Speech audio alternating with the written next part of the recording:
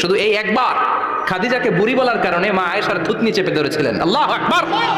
বিশ্বনবীর হৃদয়টা বড় ভাঙা। কলিজার টুকরা স্ত্রী খাদিজা নাই, যাকে সবচেয়ে ভালোবাসতেন, সবচেয়ে প্যার করতেন, যাকে মাহাব্বাত করতেন। এবং সাইয়েদাতুনা খাদিজার জন্য বিশ্বনবী মা আয়েশাকে ধমকও দিয়েছেন।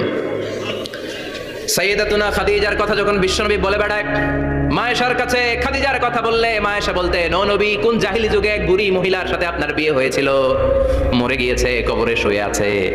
ওই মহিলার পরে কত সুন্দরী সুন্দরী নারীরা আমরা আপনার ঘরে আসলাম, তারপর ওই বুড়ির কথা আমাদেরকে বলেন কেন, ওই বুড়ির কথা শোনান কেন? বিশ্বনবী রেগে গেলেন। সাইয়েদাতুনা খাদিজাকে বুড়ি বলার কারণে বিশ্বনবী মা আয়েশার চোয়ালটা এইভাবে চেপে ধরেছে।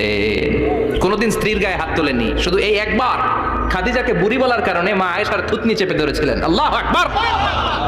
আবার বিশ্বনবী বলতেন, রুজিক তো হুব্বাহা, খাদিজার ভালোবাসা আল্লাহ আমার হৃদয়ে ঢুকিয়ে দিয়েছে। আবার বিশ্বনবী দোয়া করলে বলতেন, ও আল্লাহ